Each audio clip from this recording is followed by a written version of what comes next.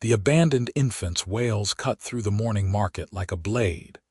And by the time Nolan set down his hammer and stepped outside the forge, half the village had already gathered in the well square with torches they did not need and anger they did not deserve to wield.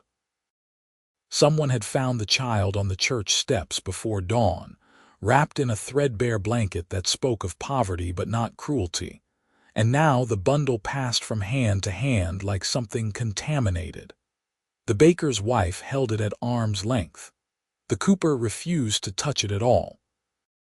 The child kept screaming, red-faced and hungry, and nobody seemed to care that its cries were growing hoarse. Nolan wiped the soot from his hands and moved closer, drawn by something he could not name. The crowd had formed a loose circle, and at its center stood Father Benedict with his hands raised in a gesture that might have been blessing or surrender. The old priest looked exhausted, his face creased with lines that had not been there the previous Sunday. "Someone must take responsibility," Father Benedict said, and his voice carried the weight of a man who had already asked this question a dozen times. "The child needs milk. It needs warmth. I cannot keep it at the church without assistance, and I am too old to manage an infant alone." "Send it to the orphanage in Milford," someone shouted from the back. "That is 3 days' journey. The child will not survive the trip without a wet nurse, and we have none willing to travel." The crowd shifted, uncomfortable. Nolan recognized the faces around him. These were his neighbors, people he had shod horses for and mended plows for and shared ale with on summer evenings. They were not cruel by nature, but fear made people small, and an abandoned baby represented questions nobody wanted to answer. "Its mother was probably some vagrant," the tanner said, loud enough to be heard. "Some woman of ill repute who could not keep it. Why should we bear the burden of her shame?" More voices rose in agreement. The baby's cries intensified, desperate now, and Nolan felt something tighten in his chest. He had no particular love for children. His life was his forge and his small house and the predictable rhythm of his work. But he understood what it meant to be unwanted, and the sound of that infant's sobbing scraped against something raw inside him. Then the crowd parted, and Liora walked into the circle.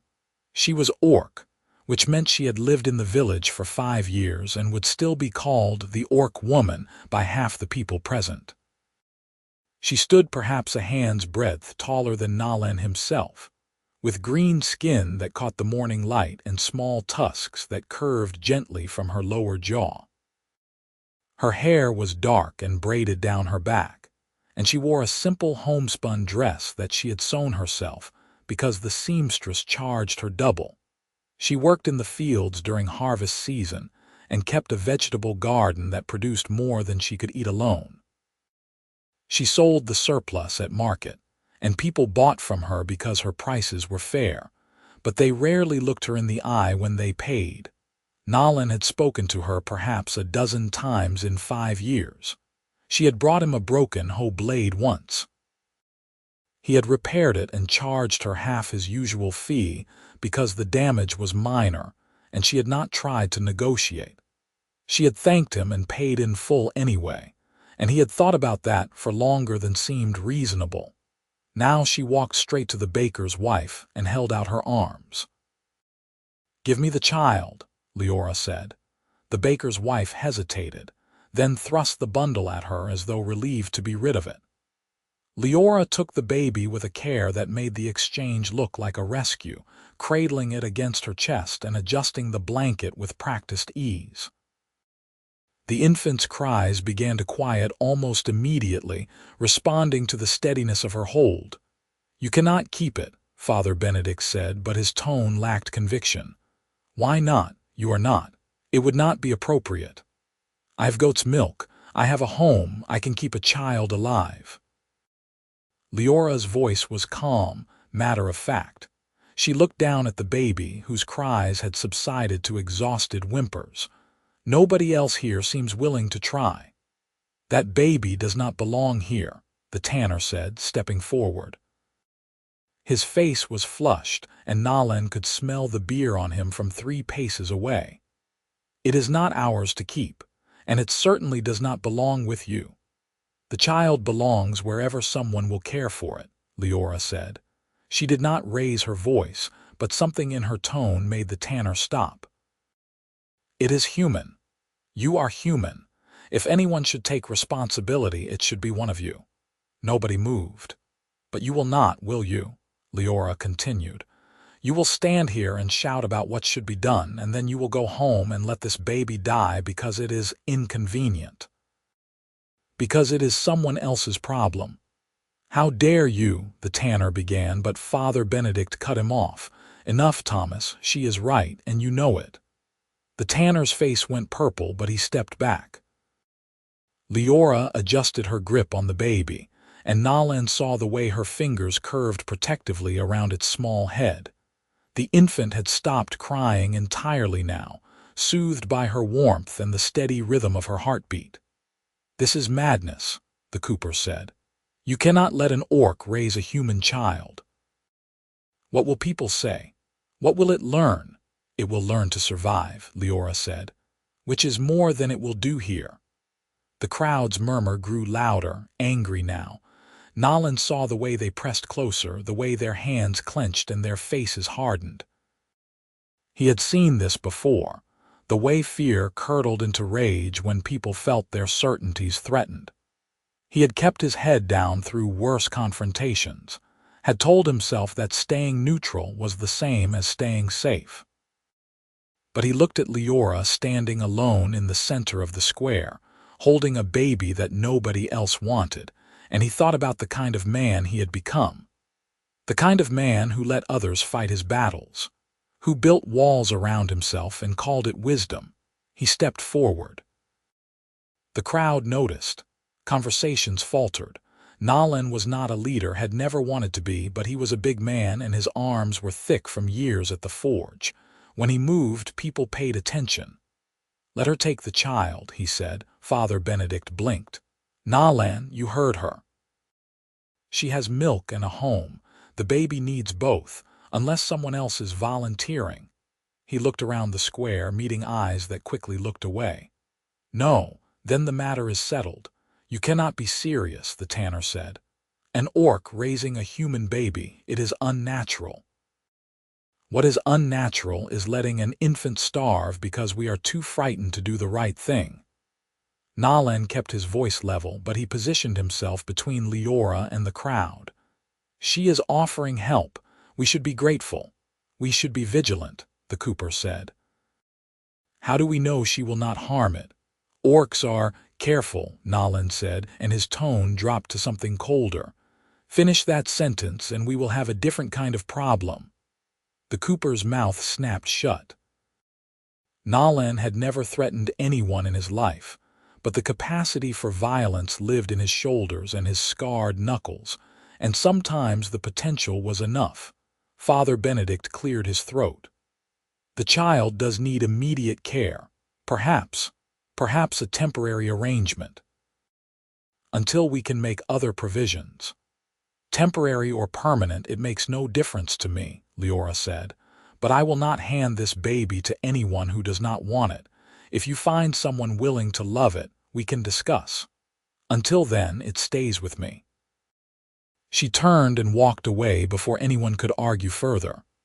The crowd watched her go, uncertain and resentful, and Nolan watched them watch her. He saw the calculation in their eyes, the way they weighed their outrage against the effort of pursuing it. Eventually, they dispersed. There was work to be done, and the morning was wearing on, and an abandoned baby was a problem that had, for the moment, been solved by someone else. Nolan returned to his forge, but he could not settle back into his work. The hammer felt too heavy in his hand, and the iron cooled too quickly, and he kept thinking about the way Liora had held that child. 3 days passed before he saw her again. She came to the forge just after midday, carrying the baby in a sling tied across her chest. The infant was sleeping, its small face peaceful against the fabric. Liora looked tired, the kind of exhaustion that came from sleepless nights and constant vigilance, but she stood straight and met his eyes when she spoke. "I wanted to thank you," she said. Nolan set down the horseshoe he had been shaping. "For what?" "For standing with me, in the square." She adjusted the sling carefully, mindful not to wake the baby. "You did not have to do that. Nobody else was going to. That is usually how it works, yes." Her expression was wry, almost amused. "But you did anyway. That matters." He did not know what to say to that, so he said nothing. Liora seemed content with the silence. She glanced around the forge, taking in the tools and the half-finished projects and the organized chaos that Nolan had cultivated over years of solitary work.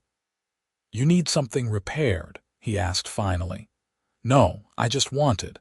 I thought you should know that the baby is well, eating properly. Sleeping in stretches." She paused. "In case you were wondering." "I was not," Nolan said, which was a lie, and they both knew it. Leora's mouth quirked. "Of course not. My mistake." She turned to leave, and Nolan surprised himself by speaking again. "What will you do if they try to take the child from you?" She stopped, looked back at him. "Fight. And if they bring the magistrate into it, then I will fight legally." Her voice was steady, certain. "I am not a citizen of this village, but I pay my taxes and I follow the law. I have as much right to care for a foundling as anyone. The law is not always on the side of the righteous." "No," Liora agreed, "but it is a better weapon than anger." She left before he could respond, and Nolan returned to his work with the uncomfortable feeling that he had just been outmaneuvered.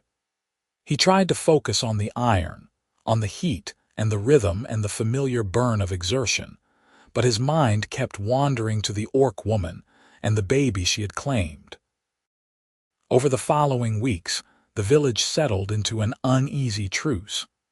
Liora kept the child and nobody moved to stop her, but neither did they accept the arrangement. People talked, as they always did. Rumors spread like frost, crystallizing into stories that bore little resemblance to truth. Some said the baby was cursed, that its real mother had been a witch who had abandoned it to escape the church's judgment. Others claimed Liora had stolen it, that she had taken the child for some dark orc ritual that required human blood. The stories grew more elaborate with each telling, feeding on fear and ignorance in equal measure. Nolan heard them in the tavern, at the market, in the brief exchanges that accompanied his work. He said nothing, because arguing with gossip was like fighting smoke, but he listened and he remembered who spoke loudest. He also began to notice things he had missed before. The way people crossed to the other side of the street when Liora walked past. The way the butcher shortchanged her, and the seamstress refused her custom entirely. Small cruelties, easy to overlook individually, but they accumulated like sediment, and he noticed the way Liora bore it. She did not flinch or complain or retreat. She went about her business with the baby strapped to her chest, tending her garden and selling her vegetables, and caring for the child with a competence that should have shamed everyone who had refused. Nolan found himself watching for her at the market.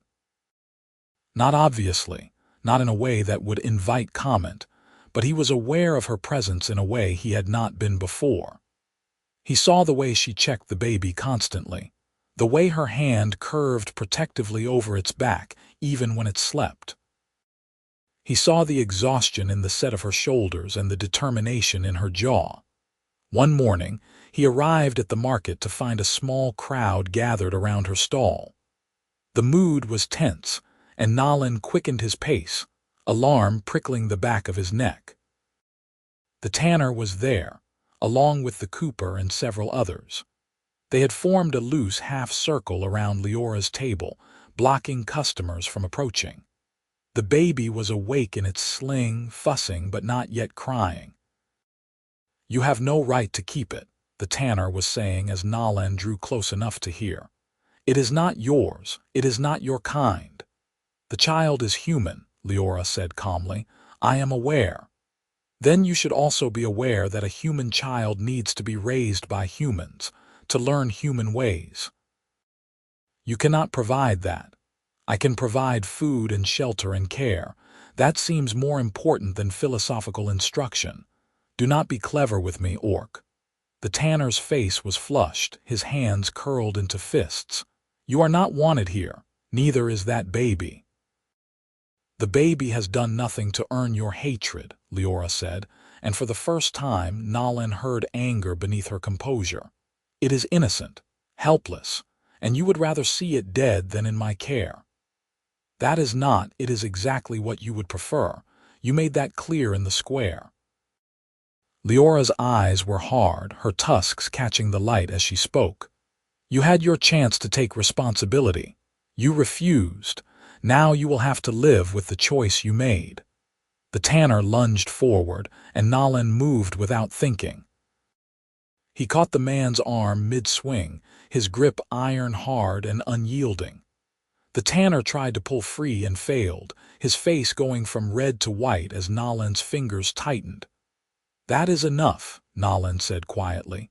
"Let go of me, Carrick. When you calm down." Nolan looked at the others, saw the way they had frozen mid-motion. "All of you, go home. Find something better to do than harass a woman at the market." "She is not," the cooper began. "She is a resident of this village who pays her taxes and obeys the law." "Which is more than I can say for a mob that tries to intimidate her in broad daylight." Nolan released the tanner, who stumbled back, rubbing his arm. "Leave. Now." They went, muttering and resentful, but they went.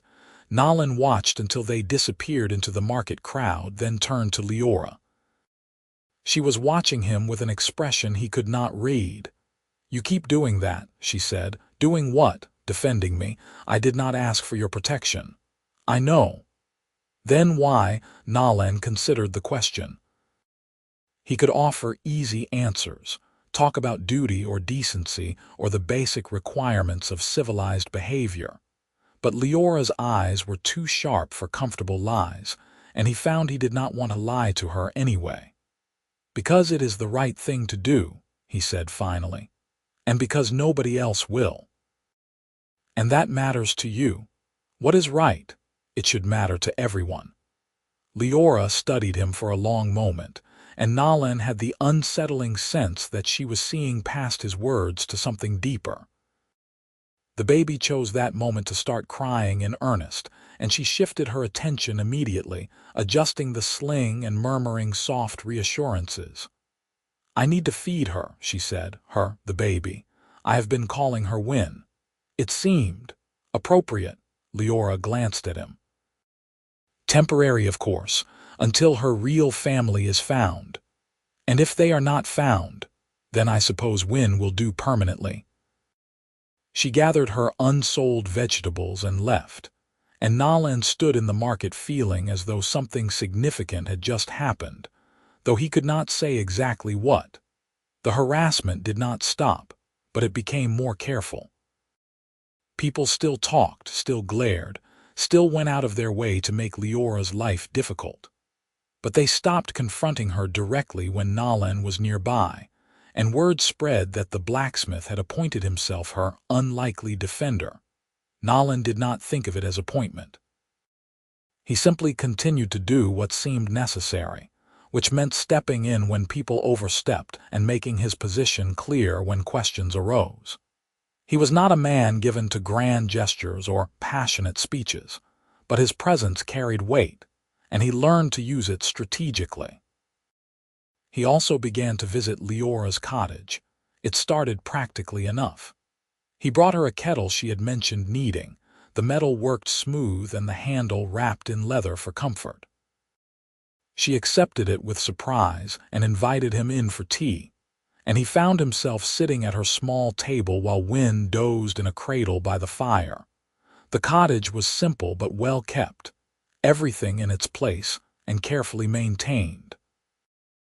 Liora served the tea in mismatched cups and apologized for the lack of honey, and Nolan realized this was the first time he had been inside another person's home in months. "You keep it very neat," he said, for lack of anything better. "I live alone. There is nobody else to make a mess." Liora sipped her tea, her eyes on the sleeping baby. "Well, I did live alone. That has changed. Do you regret it, taking her in?" "No," the answer came immediately without hesitation.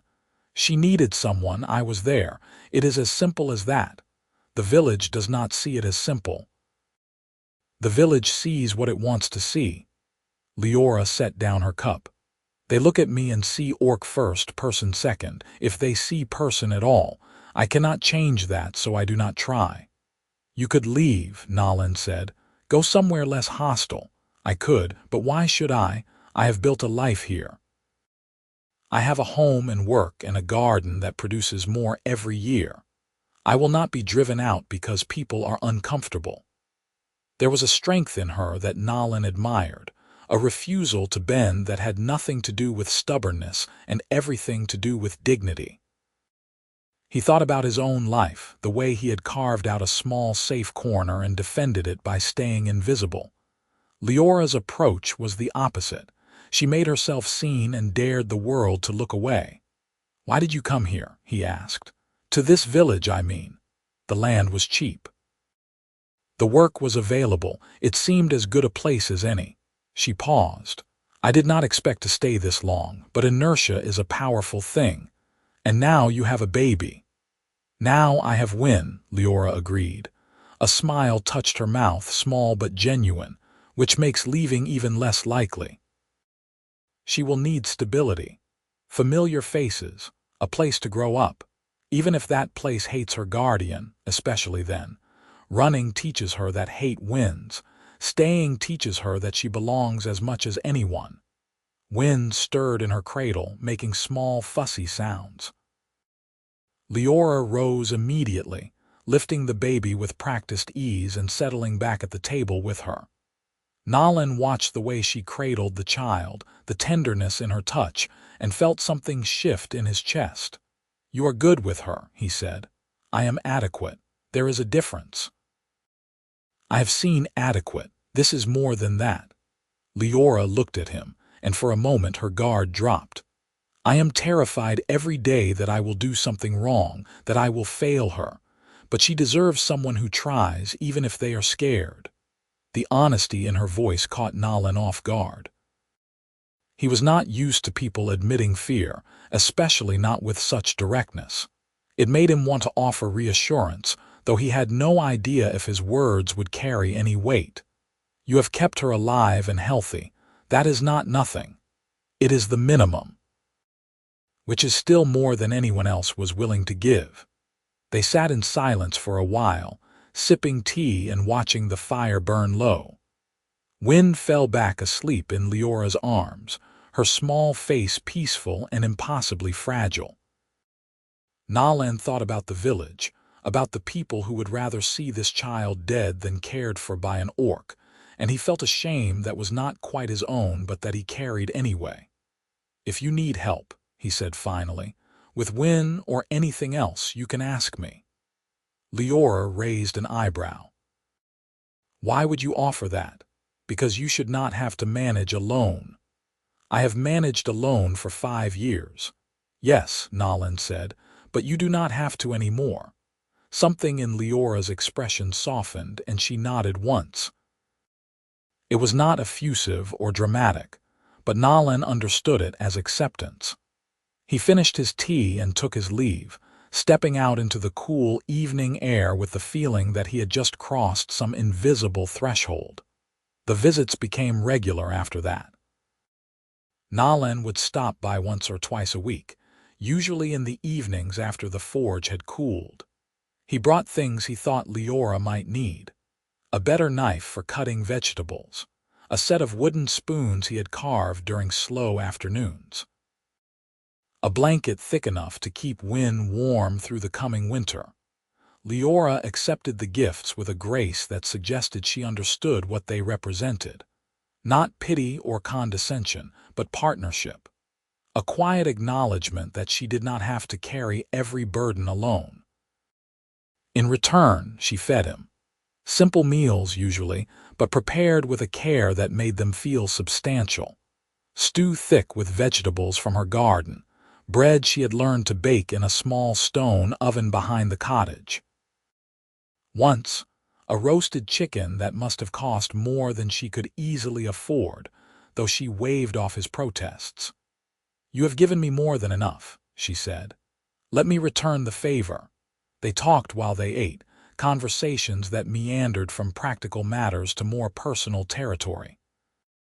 Nolan learned that Liora had been born in a settlement 2 weeks' journey to the north, that she had left after her parents died, because staying felt like drowning. She had worked a dozen different jobs in a dozen different places before settling here, always moving, always searching for something she could not name. "And have you found it?" Nolan asked. "I do not know," Liora said honestly, "but I have stopped running. That feels like progress." Nolan told her about his own history, though there was less to tell. He had been born in this village, apprenticed to the previous blacksmith, inherited the forge when the old man died. His life had been narrow but stable, and he had never wanted more until recently. "What changed?" Liora asked. "You," Nolan said, and realized it was true. He had spent years keeping his head down, avoiding conflict, building walls between himself and anything that might disrupt his carefully maintained peace. But watching Liora fight for Win had shown him the cost of that safety. The way it shrank a person, made them smaller than they needed to be. Liora did not respond immediately, and when she did, her voice was careful. "I am not asking you to change for me, I know. I am doing it for myself." The truth of that settled between them, and Nolan saw the way Liora's shoulders relaxed slightly, as though she had been braced for a different answer. As the weeks passed, Win grew. She went from a tiny, fragile thing to a baby with opinions, who cried when she was hungry and laughed when Liora made faces. Nolan found himself charmed despite his inexperience with children, drawn to the way Win's whole face lit up when she smiled. He started bringing gifts for her too. A rattle carved from soft wood, sanded smooth so there were no sharp edges, a set of cloth blocks that Liora could use to teach her colors. Small things, but they added up to something larger. A presence in Win's life that felt increasingly permanent. The village noticed, of course. People talked about the blacksmith and the orc woman, spinning stories that ranged from scandalous to absurd. Nolan ignored them, and Liora ignored them, and eventually the gossip lost its edge and became simply background noise. But not everyone was content to let the matter rest. 4 months after Win had been found on the church steps, a stranger arrived in the village. He wore the formal robes of a magistrate's assistant and carried a leather satchel filled with documents. He went first to Father Benedict, then to the village council, and by evening everyone knew why he had come. Someone had filed a formal complaint. The matter of the foundling child and her orc guardian was going to be heard by the magistrate, and a decision would be made about Win's future. Nolan heard about it from the baker, who seemed almost gleeful as he relayed the news. "Magistrate Fenwick himself is coming. Next week, there will be a proper hearing, and the orc woman will have to justify her claim." "She does not need to justify anything," Nolan said flatly. "She saved that baby's life." "Saved it for what? To raise it as some kind of half-breed, confused about where it belongs." The baker shook his head. "The child deserves a proper home, with proper people." Nolan left without another word, his anger simmering. He went straight to Liora's cottage and found her sitting at the table with Win in her lap, staring at a piece of parchment. "You heard," she said when he entered. "The whole village has heard." Liora set the parchment aside. It was the official summons, written in the formal language of legal proceedings. They are calling witnesses, people who will testify about my fitness as a guardian. Who filed the complaint, it does not say. Anonymous. Her jaw tightened. Cowards. Nolan pulled out a chair and sat across from her. Wynne reached for him, and he let her grab his finger, marveling at the strength of her tiny grip. What will you do? Attend the hearing. Answer their questions. Hope that the truth is enough. Liora's voice was steady, but Nolan could see the fear beneath it. What else can I do? You can fight. I am fighting. This is what fighting looks like when you have no power. Nolan thought about that. About the way the world was built to favor some people over others, and how the law was supposed to correct that imbalance, but so often reinforced it instead. He thought about Liora standing alone in the well square, holding a baby that nobody wanted, and the way she had refused to let go. You will not be alone, he said. I will be there. As what? A witness, if that is what you need. Liora looked at him, and Nolan saw the moment she understood what he was offering, not just support but alliance. A public declaration that he stood with her, consequences be damned. That could hurt you, she said quietly. People already talk. If you testify on my behalf, they will assume things. Let them assume. Nolan, I am not afraid of gossip. He met her eyes, steady and certain. Tell me what you need and I will do it. For a long moment, Liora said nothing. Then she reached across the table and took his free hand. The one Wynne was not currently gumming.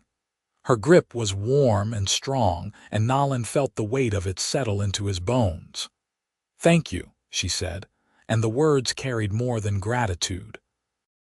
The week before the hearing passed in a blur of preparation. Liora gathered what documents she had. Proof of residence, tax payments, character references from the few people in the village willing to provide them. It was a thin portfolio, and they both knew it. Nolan spent his evenings helping her rehearse answers to the questions the magistrate might ask. Why had she taken the child? What qualifications did she have? How would she provide for Wynne's education and future? They went over the details until Liora could recite them in her sleep, but no amount of preparation could erase the fundamental problem. She was orc. Wynne was human. And the world they lived in did not look kindly on that combination. The night before the hearing, Nolan could not sleep. He lay awake staring at the ceiling of his small bedroom, thinking about what he was going to do. He had made his decision, had known from the moment Liora showed him the summons what he had to say. But knowing did not make it easy. What he was planning would cost him. Not everything, perhaps, but enough. His reputation as a neutral party, a man who kept his business to himself. The comfortable fiction that he was uninvolved in village politics. People would talk, and some would stop bringing him work, and his life would become more complicated in ways he could not predict. But the alternative was watching Liora lose Wynne. Watching the magistrate hand the baby over to some family who would take her out of obligation rather than love. Or worse, send her to an orphanage where she would grow up unwanted and alone. He thought about the way Liora held Wynne, the fierce tenderness in her eyes. He thought about the baby's laughter and the small carved toys and the life that was being built in that cottage on the edge of the village. And he knew that whatever it cost him, it would be worth it. The hearing was held in the village hall, a drafty building that served as the site for council meetings and occasional trials.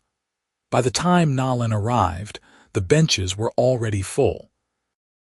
Half the village had turned out to watch, drawn by curiosity and the promise of drama.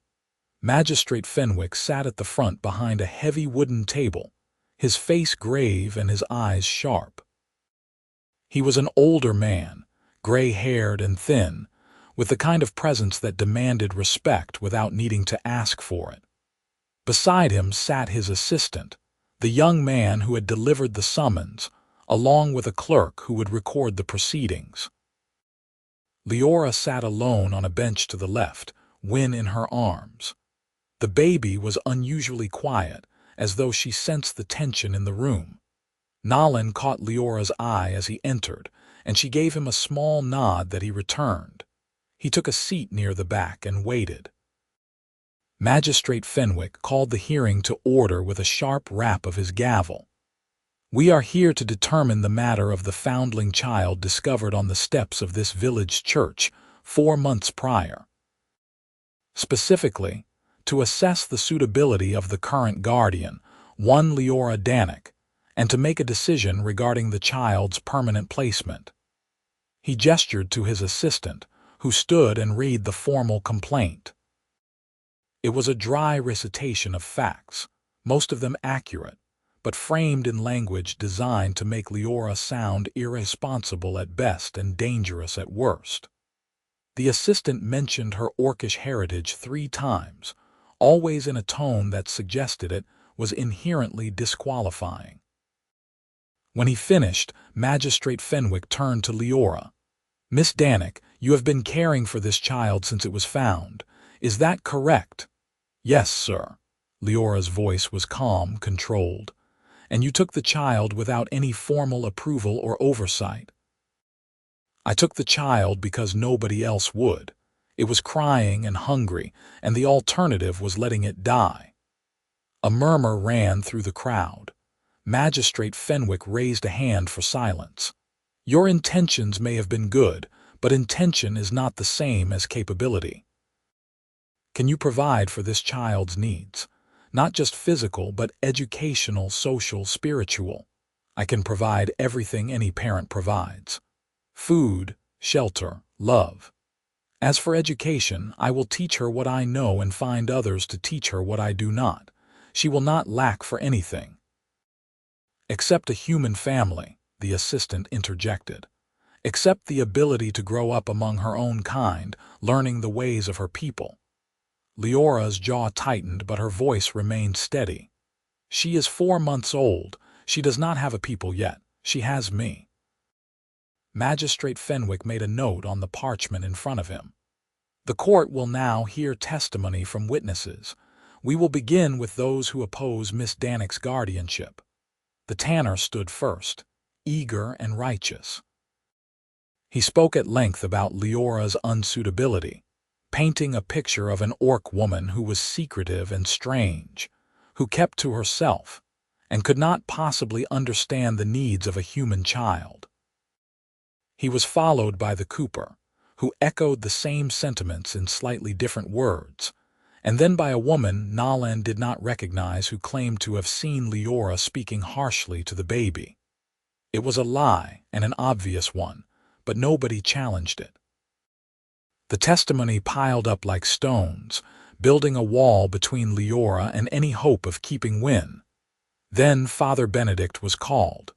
The old priest stood slowly, leaning on his cane, and made his way to the front. Magistrate Fenwick greeted him with the respect due to a man of the church, and the clerk prepared to record his words. "Father, you were present when the child was found. Can you describe what happened that morning?" Father Benedict nodded. "The baby was brought to me at dawn. I called the village together, hoping someone would take responsibility. Many people held the child. None were willing to keep it." He paused. "Except Miss Danik. And what is your assessment of her care?" "She has been exemplary. The child is healthy and well fed." "Miss Danik has shown nothing but devotion and competence." The tanner stood abruptly. "She is an orc, Father. Surely you cannot condone—" "I condone love," Father Benedict said sharply. "I condone sacrifice and dedication and all the virtues that make a good parent. Miss Danik has demonstrated those qualities. Can you say the same for anyone else here?" The tanner sat down, red-faced. Magistrate Fenwick made another note, and Nolan saw the way his expression had shifted slightly. Not convinced, perhaps, but listening. "Are there any other witnesses?" The magistrate asked. Nolan stood. The room went silent. People turned to stare, and Nolan felt the weight of their attention like a physical thing. He walked to the front, his heart pounding but his steps steady. Magistrate Fenwick regarded him with interest. "State your name for the record." "Nolan Carrick. I am the village blacksmith." "And you wish to testify on behalf of Miss Danick?" "I do. Proceed." Nolan glanced at Liora. She was watching him with an expression he could not quite read, hope and fear mingled together. Wynne had fallen asleep in her arms, oblivious to the fate being decided around her. He turned back to the magistrate. "I have known Miss Danick for 5 years. She is honest, hardworking, and kind. She pays her taxes, obeys the law, and contributes to this community despite receiving little in return." "That is all well and good," the assistant said, "but it does not address the central question. Is she fit to raise a human child?" "She is the only person in this village who was willing to try," Nolan said. "When Wynne was found, people passed her around like she was contaminated. They talked about sending her away, letting someone else deal with the problem. Liora was the only one who saw a baby in need and stepped forward. Nobility of spirit does not equal practical capability." "Then let me speak to capability." Nolan took a breath. This was the moment, the point of no return. "I have spent considerable time in Miss Danick's home over the past 4 months. I have seen firsthand how she cares for Wynne. The child is thriving. She is happy and healthy and loved." Magistrate Fenwick leaned forward. "You have been visiting Miss Danick's home regularly?" "Yes." "In what capacity? As a friend, and as someone who cares about Wynne's welfare?" The magistrate's eyes narrowed. "Are you and Miss Danick involved romantically?" The question hung in the air, and Nolan felt the entire room holding its breath. He could lie, could say no and keep things simple. But he looked at Liora, at the way she held Wynne, and he thought about the kind of man he wanted to be. "We are not currently involved," he said carefully. "But I would be honored if that changed in the future." The crowd erupted. People shouted questions and accusations, and Magistrate Fenwick had to bang his gavel 3 times to restore order. Nolan stood his ground, ignoring the noise, his eyes on Liora. She was staring at him, her expression stunned. Wynne had woken up and started crying, and Liora automatically began soothing her, but her gaze never left Nolan's face. "Let me be clear," Nolan said, raising his voice to be heard. "I am not here because of romantic feelings. I am here because Liora and Wynne deserve to stay together. But I am also here to say that if this court has concerns about a human presence in the child's life, I am willing to provide that, officially and permanently." Magistrate Fenwick studied him for a long moment. "You are proposing to be named co-guardian. If that is what it takes, yes, marriage would be more legally sound." Nolan's heart lurched, but he kept his voice steady. "Then I propose marriage, to Liora if she will have me, and co-guardianship of Wynne." The room exploded again. The magistrate let it go on longer this time, as though recognizing that some reactions could not be contained. Nolan heard shock and outrage, and from a few corners, surprised approval. He ignored all of it and focused on Liora. She had gone very still. Wynne was quiet now, watching the room with wide eyes, and Liora held her like an anchor. When she finally spoke, her voice cut through the noise like a blade. "Yes." One word, but it silenced the crowd more effectively than the gavel ever could. Magistrate Fenwick looked between them, and Nolan saw the moment he made his decision. The magistrate was a practical man, bound by law but also by common sense. And what Nolan was offering solved every objection that had been raised. "Very well," the magistrate said. "Pending marriage and formal co-guardianship papers, I am prepared to grant Miss Danick and Mr. Carrick joint custody of the foundling. However," he raised a hand before the crowd could react, There is still the matter of the child's original family. If they come forward and can prove their claim, this arrangement may be revisited. Understood, Nolan said. Then this hearing is concluded. The child will remain with Miss Danick, with Mr. Carrick as co-guardian and intended spouse. Formal documents will be drawn up and signed within the week. He banged the gavel one final time. Dismissed. The crowd began to disperse, still buzzing with shock and speculation. Nolan made his way to Liora, who had stood and was holding Wynne against her shoulder. She looked at him with eyes that shone suspiciously bright. "You did not have to do that," she said. "I know. You have probably ruined your reputation. I will rebuild it. People will talk. Let them." Nolan reached out and gently touched Wynne's back. The baby turned her head to look at him, her small face solemn. "I meant what I said, all of it." Leora's breath caught, even the part about marriage, especially that part. He hesitated, though I would have preferred to ask under different circumstances. A laugh escaped her, half sob and half joy. "Yes, well, we do not always get to choose our moments." They left the hall together, walking through a gauntlet of stares and whispers. Nolan kept his head up and his hand on the small of Leora's back, a gesture of support and solidarity. By the time they reached her cottage, Wynne had fallen asleep again, exhausted by the morning's excitement. Inside, with the door closed and the world shut out, they finally allowed themselves to breathe. Liora set Wynne in her cradle and turned to face Nolan. "I need you to understand something. You do not owe me this. If you proposed because you thought it was the only way to save Wynne, I will release you from it. We can be co-guardians without marriage." "I did not propose out of obligation," Nolan said. "I proposed because I wanted to. You wanted to marry me." She sounded skeptical, and Nolan could not entirely blame her. "I wanted the right to stand beside you, to be part of Wynne's life, to build something that matters." He stepped closer. "If that is marriage, then yes, I wanted to marry you." Liora searched his face, and whatever she saw there must have satisfied her, because she closed the distance between them and kissed him. It was brief and tentative, a question more than a statement. But Nolan answered it by pulling her closer, his hands settling on her waist, and the kiss deepened into something that felt like promise. When they finally pulled apart, Liora rested her forehead against his. "We are going to scandalize the entire village. We already have. Fair point." She smiled, and it transformed her face. "So what do we do now? Now we figure out how to be a family." It was not simple. Nothing about their situation was simple. But over the following weeks they built something that worked.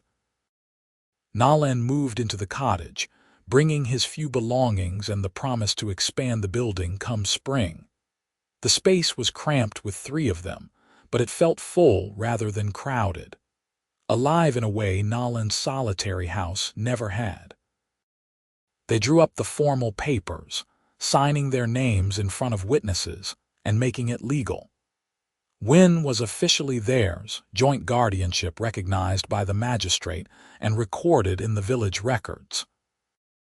Father Benedict performed the marriage ceremony in a small service attended by the few people who supported them, and several who came out of curiosity. The tanner did not attend. Neither did the cooper or most of the people who had testified against Liora. But the baker's wife came, surprising everyone, and brought a cake as an apology for her husband's behavior. A few others trickled in, people who had kept silent during the hearing but who wanted to make their support known now that the matter was settled. It was not a grand affair, but it was theirs. The village eventually accepted the new reality, though acceptance came in grudging increments. People still talked, still whispered behind their hands, but the edge of hostility dulled over time. Nolan's work at the forge continued. Leora's vegetables still sold at market, and Wynne grew, oblivious to the controversy her existence had caused. She was 6 months old when the strangers came. They arrived on a gray afternoon, a man and a woman riding a cart pulled by a tired horse. They asked for directions to the village hall, and by the time Nolan heard about it, they had already presented themselves to Father Benedict. They claimed to be Wynn's grandparents. The news hit Liora like a blow. She had known this was a possibility, had lived with the fear of it since the hearing, but knowing did not make it easier. She stood in the cottage holding Wynn, her face pale and her hands trembling. "They cannot just take her," Nolan said, though he was not sure if that was true. "If they can prove relation, they have more right than we do." Leora's voice was flat, all emotion locked down tight. "She is their blood. She is our daughter. For now." Nolan wanted to argue, but he could see the fear in her eyes and knew that words would not help. Instead, he took Wynn gently from her arms and settled the baby against his shoulder. Wynn cooed, happy and trusting, and Nolan felt his heart crack. "We will go talk to them," he said. "Find out what they want. I know what they want. They want her. Then we will convince them she is better off with us." Liora looked at him, and Nolan saw the despair beneath her composure. "How do we convince them of that? We are not family. We are just two people who happen to care. We are more than that. We are her parents in every way that matters." He reached out and took Leora's hand. "Come on. We face this together." They walked to the village hall in silence, Wynn babbling happily between them. The strangers were waiting inside, seated on a bench and talking quietly with Father Benedict. They looked up when Nolan and Liora entered, and Nolan felt his stomach sink.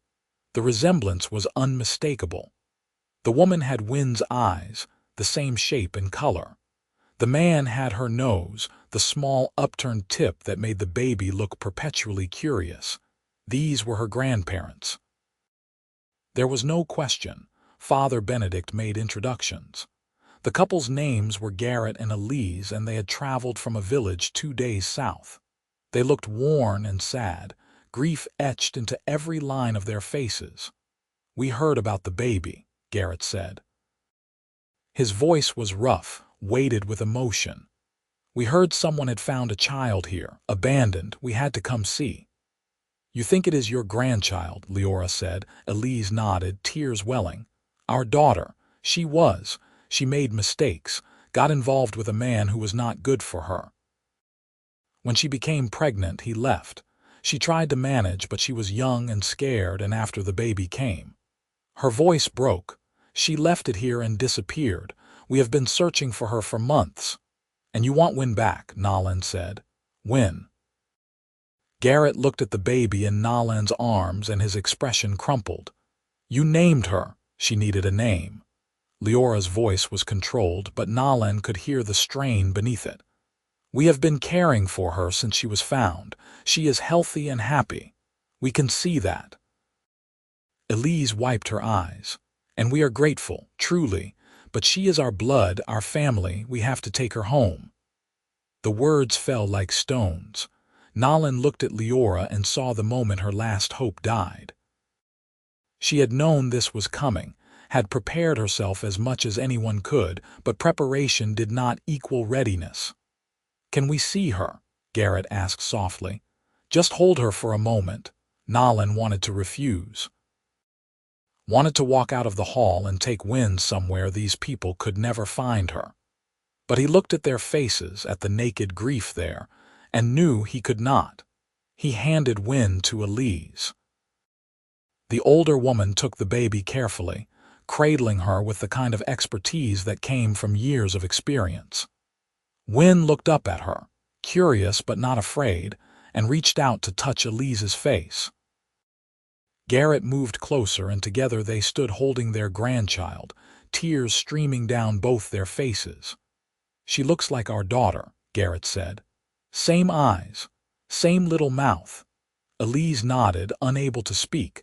Nolan felt Leora's hand find his, her grip tight enough to hurt.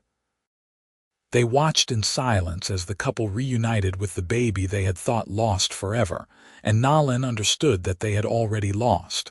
But then Elise spoke, her voice trembling. "We want to take her home, but we also want to do right by her, and by you." She looked at Liora. "Father Benedict told us what you did, how you saved her when nobody else would, how you fought to keep her." "I love her," Liora said simply. "That is all. We can see that." Elise kissed Wynn's forehead, then looked at her husband. Garrett nodded, and together they seemed to come to a decision. "We cannot take her from you," Elise said. "Not when you have given her everything. It would not be fair, not to her and not to you." Hope flared in Nolan's chest, dangerous and painful. "What are you saying?" "We are saying she is yours. You have earned that right." Garrett's voice was firm despite the tears. "But we would like to be part of her life, if you will allow it." "Part of her life how?" Liora asked carefully. "Visits, letters, a place in her world even if it is small." Elise looked down at Wynn, who was now playing with the collar of her dress. "We want her to know where she came from, who her mother was, but we also want her to stay with the people who love her." "That is all we want," Garrett added. "To know she is safe and loved, and to be her grandparents if you will let us." Nolan looked at Liora, saw the tears streaming down her face, the relief and gratitude and disbelief all mingled together. He squeezed her hand and turned back to the couple. "Yes," he said. "Yes, you can be part of her life." Elise returned Wynn to Liora, and the two women embraced awkwardly around the baby. Garrett shook Nolan's hand, his grip strong and grateful. And in that moment, Wynn's family doubled in size, expanded to include people who would love her in different ways but with equal devotion. They stayed in the village for 3 days, getting to know Wynn and the people raising her. Nolan and Liora shared stories about the baby's first months, the small milestones and funny moments that made up her brief life. Garrett and Elise talked about their daughter, painting a picture of a young woman who had been scared and overwhelmed, but who had loved her baby enough to leave her somewhere she might be safe. "We do not forgive her for abandoning Wynn," Elise said quietly, "but we understand why she did it. She was desperate and alone, and she made the only choice she thought she had." "She left Wynn at the church," Liora said. "That was not random. She knew someone would find her there." "Yes, she was foolish and reckless, but she was not cruel." When the couple left, they promised to visit again in a few months and to write regularly. Nolan and Liora stood in the road with Wynn between them, waving until the cart disappeared from sight. "Are you all right?" Nolan asked. Liora nodded. "I thought I was going to lose her. I was so sure." "But you did not." "No, we did not." She looked up at him, her eyes bright. "We have a very strange family." "The best kind," she laughed, and the sound was like sunlight breaking through clouds. Life settled into a new rhythm after that. Wynn continued to grow, hitting milestones and developing a personality that was equal parts stubborn and sweet. She learned to crawl, then to pull herself up on furniture, and Nolan spent his evenings baby-proofing the cottage while Liora watched with amusement. Garrett and Elise visited every few months, bringing gifts and stories and a connection to Wynn's origins that Nolan and Liora could never provide. The relationships were sometimes awkward, negotiating boundaries and expectations, but they were real and growing stronger. The village slowly came around. Not everyone and not all at once, but enough. People saw Wynn thriving and began to question their earlier objections. The baker's wife became a regular visitor, bringing treats and asking to hold the baby. A few other families reached out, tentative and apologetic, and Nolan and Liora accepted their overtures with cautious grace. The tanner left the village 6 months after the hearing, moving to another town where his opinions might find more fertile ground.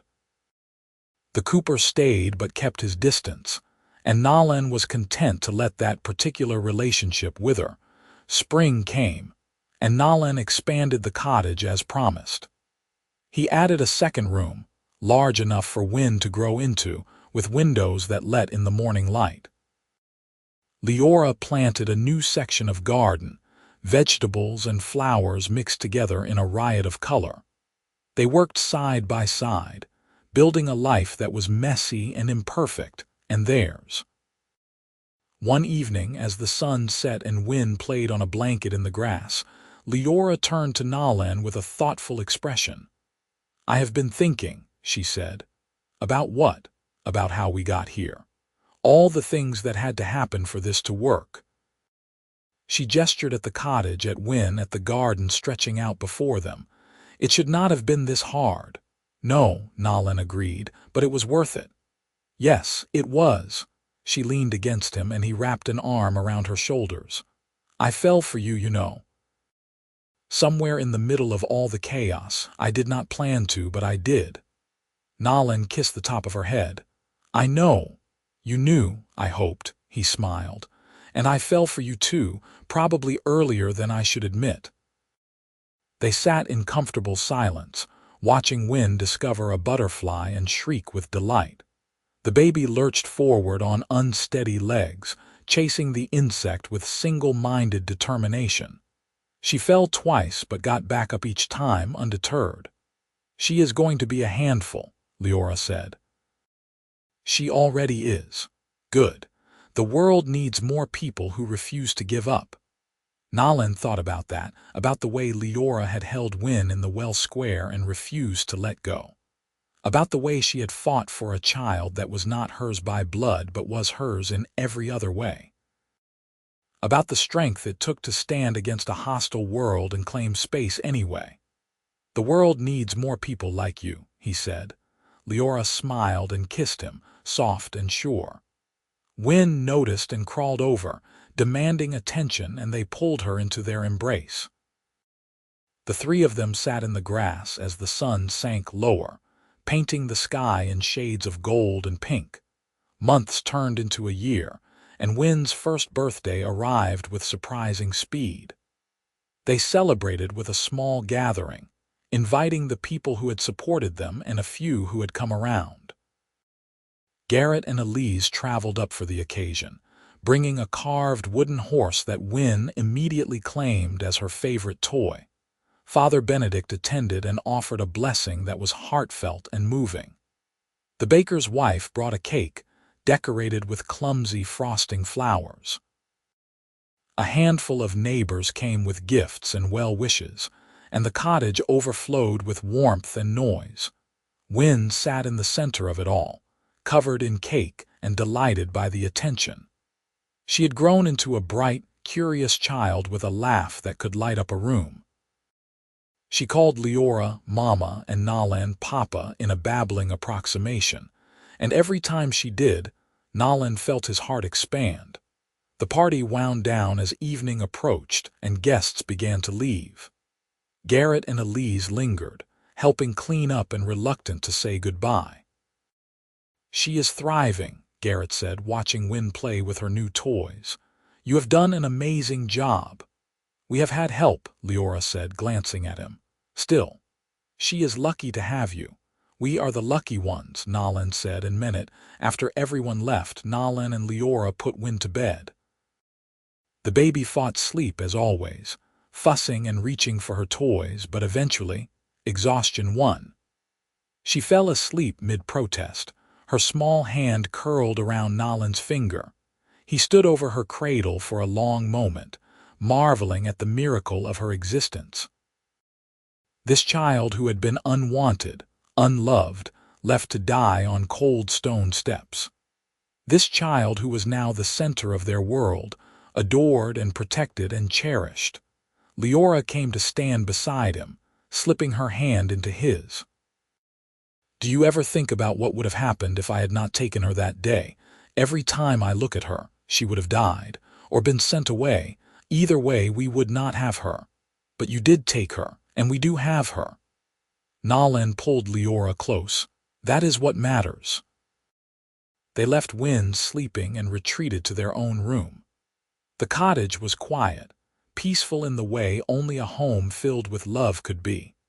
Nolan lay in bed with Liora curled against his side, and he thought about the future, about Wynne growing up strong and confident, knowing she was wanted, about expanding the cottage again when they needed more space, about the possibility of more children, though he had not yet broached that subject with Liora, about growing old in this place, building a legacy that had nothing to do with blood and everything to do with choice.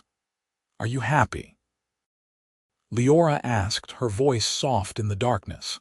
"Yes," Nolan said. "Are you?" "More than I ever thought I would be." They fell asleep like that, tangled together in content. 2 years after Wynne's first birthday, the village held a special ceremony. It had been proposed by Father Benedict and endorsed by the council, a formal recognition of Wynne's place in the community.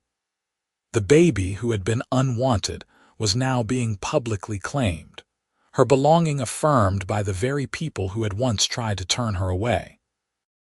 It was not lost on Nolan that this reversal had taken years of patient work, of Liora proving herself over and over, of Wynne charming the villagers with her bright smile and fearless nature, of Nolan using his standing to shield them both from the worst of the prejudice. But the work had paid off. The ceremony was held in the church, the same building where Wynne had been abandoned. People filled the pews, and this time they had come to celebrate rather than condemn. Father Benedict stood at the front, his voice carrying through the space. "We gather today to honor a child who came to us in need and who has blessed us with her presence. Wynne Danick Carrick is a member of this community, loved and valued, and today we affirm that she belongs here as much as anyone." Nolan and Liora stood at the front with Wynne between them. The child was 3 years old now, tall for her age and impossibly curious. She held Leora's hand and looked around the church with wide eyes, taking in the crowd and the candles and the solemnity of the occasion. "You promise to raise this child with love and care?" Father Benedict asked. "We do," Nolan and Liora said in unison. "Do you promise to teach her right from wrong, to guide her as she grows, to provide for her needs and nurture her spirit?" "We do." "Then, by the authority vested in me, I recognize and bless this family. May you walk together in love and support, and may this child grow in wisdom and grace." He placed his hand on Wynne's head, offering a blessing that was both religious and personal. Wynne tolerated it with the patience of a child who had been well loved and well taught, and when it was done, she looked up at Liora and grinned. "Mama, can we go now?" Laughter rippled through the church. Liora smiled and picked Wynne up, settling her on her hip.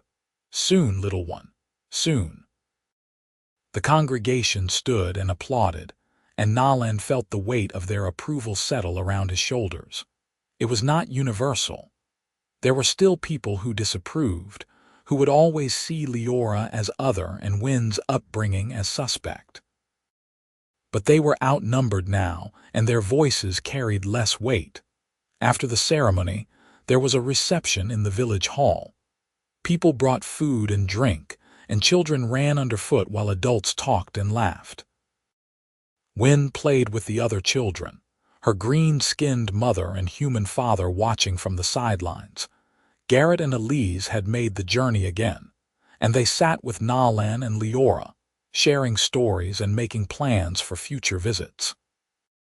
The relationships had deepened over time, evolving from tentative connection to genuine affection.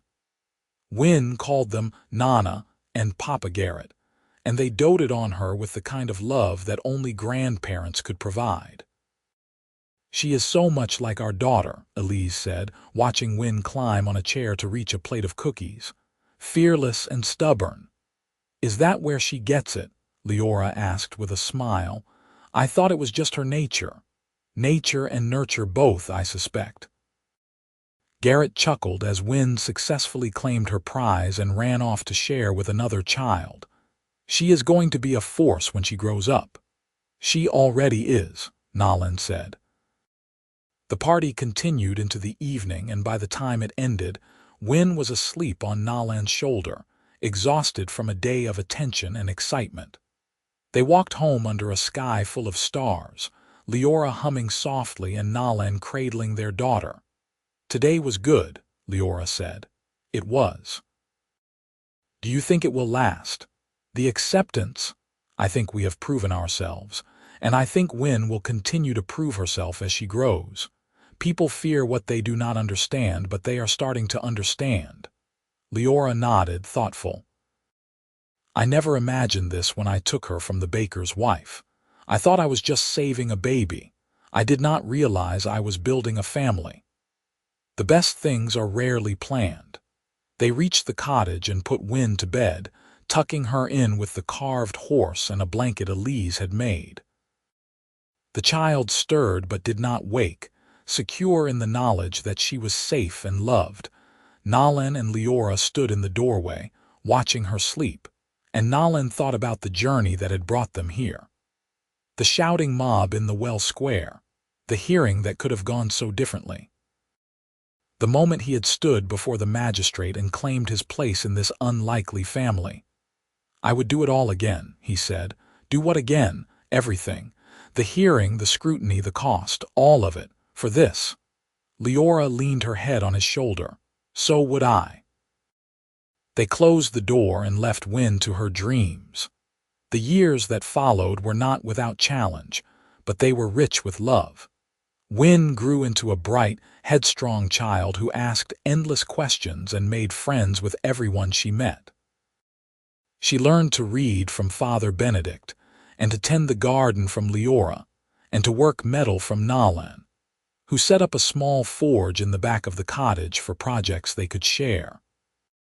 She learned that her mother was orc and her father was human, and that some people thought this made them strange. But she also learned that strangeness was not a flaw, and that the people who loved her did not care what anyone else thought. When Win was 5, Liora became pregnant with their second child. It was unexpected but welcome, and Nolan found himself preparing for fatherhood all over again. This time without a hearing or public scrutiny, but with the same mixture of terror and joy. Their son was born in the autumn, small and squalling and perfect. They named him Reese, and Win appointed herself his protector immediately, refusing to leave his side for the first week. "Is he going to stay?" she asked on the third day, looking at her brother with solemn eyes. "Yes," Liora said. "He is part of our family now, just like you." Win seemed satisfied with that answer. She kissed Reese on the forehead and declared him acceptable, then went back to playing with her toys. Life continued. The cottage expanded again. The garden flourished. Nolan's forge prospered, and Liora's vegetables became a staple at the market. They built friendships and repaired old wounds and proved, day by day, that love was stronger than prejudice. Garrett and Elise visited regularly, bringing gifts and stories and a connection to Win's past that helped her understand where she came from. She learned about her birth mother, a young woman named Clara who had made mistakes, but who had loved her daughter enough to give her a chance. "Do you think she will ever come back?" Win asked one night, curled up between Nolan and Liora. "I do not know," Liora said honestly, "but if she does, we will handle it together. And she will see that I am okay. She will see that you are more than okay. You are loved and happy and exactly where you belong." Win thought about that, then nodded. "Good. I want her to know." When Win was 7 and Reese was 2, the village held a harvest festival. It was an annual tradition, but this year felt different. The celebration was larger, more inclusive, and Nolan realized with some surprise that he and Liora had become respected members of the community. People sought them out for advice, invited them to gatherings, included them in decisions about the village's future. It was a far cry from the hostility they had faced years earlier, and Nolan felt a quiet pride in what they had accomplished. The festival was in full swing when a stranger arrived. She was young, perhaps 20, with dark hair and eyes that Nolan recognized immediately: Clara, Wynn's birth mother. She stood at the edge of the celebration, uncertain and afraid, and Nolan felt his chest tighten. He glanced at Liora, who had seen her too, and they shared a look of understanding. Together they approached her. Clara's eyes filled with tears when she saw them. "I am sorry," she said before they could speak. "I know I have no right to be here, but I had to see her, to know that she is all right." "She is more than all right," Liora said gently. "She is thriving. Would you let me see her, just for a moment?" Nolan looked around and spotted Wynn playing near the bonfire with a group of other children. She was laughing, her face lit by the flames, and she looked so happy that it hurt. "Come with us," he said. They led Clara to where Wynn was playing. The girl looked up when they approached, and her eyes widened with curiosity. "Wynn, there is someone who wants to meet you," Liora said. Clara knelt down, putting herself at Wynn's level. "Hello, Wynn. My name is Clara." Wynn tilted her head, studying the stranger. "You look like me." "Yes. I am your mother, your birth mother." The words hung in the air, and Nolan held his breath. Wynn looked at Clara, then at Liora, then back at Clara. "You left me," she said, and there was no accusation in her voice, just a statement of fact. "I did," Clara said, her voice breaking. "I was scared and alone, and I thought it was the only way to keep you safe. I am so sorry." Wynn considered this. "Did it work? Am I safe?" "Yes, you are very safe and very loved." "Then it is okay." Wynn reached out and patted Clara's hand. "You can stop being sad now." Clara broke down, sobbing into her hands. Wynn looked alarmed and glanced at Liora, who knelt beside Clara and put a comforting arm around her shoulders. "It is all right," Liora said softly. "She is just relieved. Sometimes people cry when they are happy." Wynn accepted this explanation and went back to playing, leaving the adults to sort out their emotions. Clara stayed at the festival for an hour, watching Wynn from a distance and talking quietly with Nolan and Liora. She thanked them for what they had done, for saving her daughter and giving her a life that Clara could never have provided. "I am not asking for anything," Clara said. "I just wanted to see her, to know that she is happy." "She is," Nolan said, "and you are welcome to visit if you want. As long as you understand that we are her parents now." "I do understand, and I am grateful." Clara looked at Wynn one last time, then turned to leave. "Thank you for everything." She disappeared into the crowd, and Nolan felt Liora lean against him. "That was hard," she said. "Yes. But it was right." They returned to the festival, to their children and their friends and the life they had built. Wynn ran up and grabbed Nolan's hand, pulling him toward the bonfire where someone was telling stories. "Come on, Papa. You are going to miss the good part." He let himself be dragged along, Liora and Reese following close behind.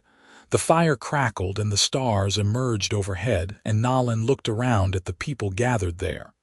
His family. His community. The place he belonged.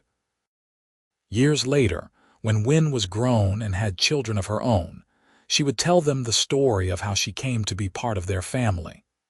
About the orc woman who refused to let go and the blacksmith who stood beside her. About the village that learned to be better and the grandparents who chose love over loss. But that night, at the harvest festival, Wynn was just a child playing by the fire.